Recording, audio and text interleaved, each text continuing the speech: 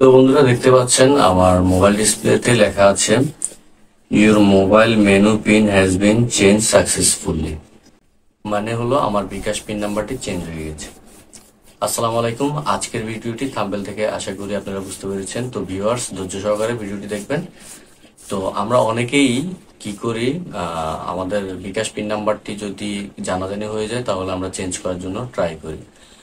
তো অনেকে না বুঝে আমরা বিকাশ অ্যাপস এর মাধ্যমে গিয়ে পিন নাম্বারটি চেঞ্জ করার জন্য ট্রাই করি।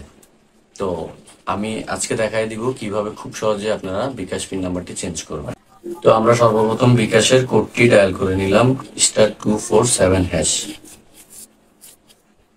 ডায়াল করার পর এখানে 1 থেকে 10 পর্যন্ত ফাংশন চলে এসেছে। তো আমরা এখান থেকে 9 নম্বরে যাব, মাই বিকাশ নামে যেটা অপশন সেটাতে।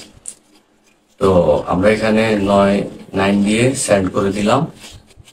এখন আমরা চলে যাব, এখন আমরা 3 দিব।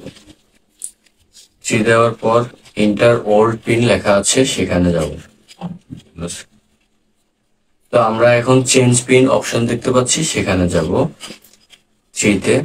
তো 3 দিয়ে আমরা সেন্ড করে দিলাম। সেন্ড করার পর এখানে ইন্টার ওল্ড পিন আসছে। তো আমি এখানে আমার পুরাতন পিনটি দিয়ে দিব। দেখতে পাচ্ছেন আমার পুরাতন পিনটি দিয়ে দিলাম। দিয়ে দেওয়ার পর এখন ইন্টারে 5 ডিজিট নিউ পিন লেখা আসছে। আমি নতুন করে পিন একটা সেট করে দিব। এটাই হবে আমার নতুন বিকাশ পিন। ভিডিওটি ভালো লাগলে অবশ্যই শেয়ার করবেন, কমেন্টস করে আপনার মতামত জানাবেন। আর আপনার ফ্রেন্ডরা যাতে সহজে পারে তার জন্য শেয়ার করে রাখবেন। তো আমি একবার দিলাম, আবার দিচ্ছি কনফার্ম নিউ পিন। একবার দেওয়ার পর আবার কনফার্ম করার জন্য দ্বিতীয়বার দিতে হবে। তো আমি আবার দ্বিতীয়বার দিয়ে সেন্ড করে দিলাম। দেওয়ার পর এখন আপনারা দেখতে পাচ্ছেন বন্ধুরা, your mobile menu pin has been change successful. তো আশা করি আপনাদেরকে ভিডিওটি বুঝাতে পেরেছি। তো যদি কারো এই বিষয় নিয়ে মতামত থাকে বা কিছু জানার থাকে অবশ্যই আমাকে কমেন্টস করে জানাবেন। আর বিকাশের অন্যান্য কোনো তথ্য নিয়ে যদি আপনারা জানতে চান অবশ্যই আমাকে কমেন্টস করে জানাবেন। আর এই ভিডিওটা ভালো লাগলে অবশ্যই শেয়ার করবেন। আপনি নতুন হয়ে থাকলে সাবস্ক্রাইব করে আমাদের পাশে থাকবেন।